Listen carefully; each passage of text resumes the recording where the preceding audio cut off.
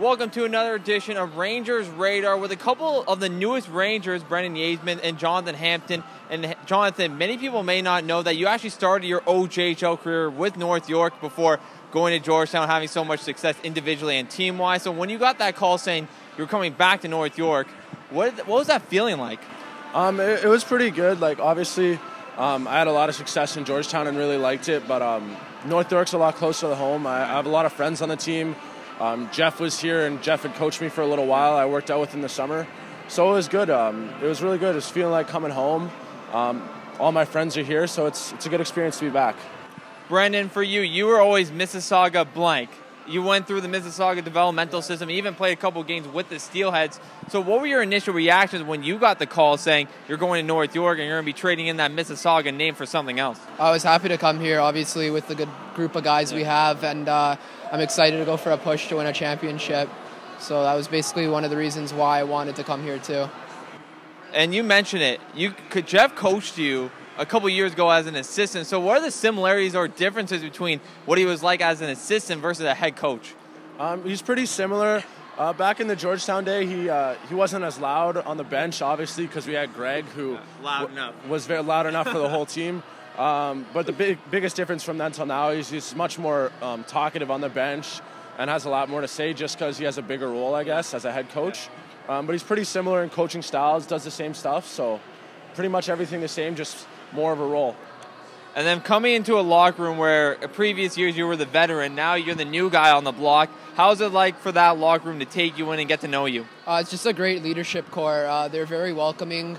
Everyone has a say in that dressing room, which is good, and that's a good championship role to take.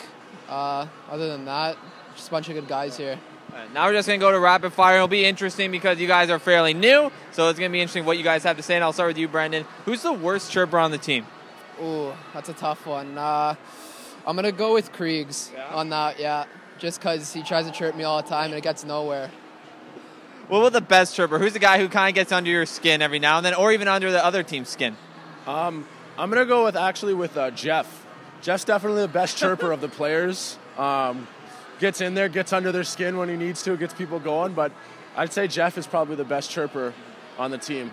Who's the one guy you would love to bring to a bar as a wingman? Stocky. 100% Stocky. Is it the flow? I think it is the flow, his character, just a good vibe.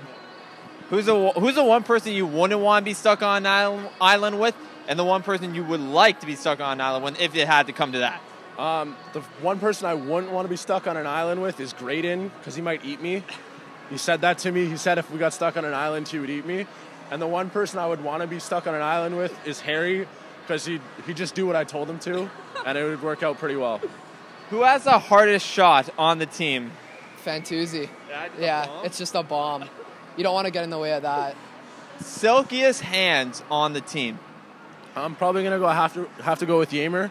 He's got some good moves since he got here. He scored some great goals, and then before he got here, I heard he was lighting up North York when he was on Mississauga. So, yeah, that one move against North York right here, that between the legs on an AP call-up, and then you finished it off on a breakaway. That was fairly nice. And then for you, who would be the one guy that would have the best singing voice, just looking at the guys individually? Oh, my God. I'm going to go with Shrills here. Honestly, he just seems like a quiet guy, but he could really hit those vocal cords, I feel. Who's the biggest dad on the team? I'm probably going to have to go with Nick Lashuk.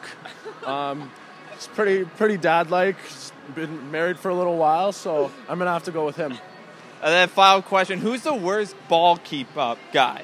Like, when you guys do the circle, who's the one guy that no matter how much practice he gets, he's just not getting it? Yeah, it's me. 100%, it's me. Soccer is not my thing, so yeah, I'm going to take the one for the team and say it's me. Well, thank you guys for tuning in. Jonathan Hampton, Brandon Yeamans. We'll catch you guys next week right here on Rangers Radar.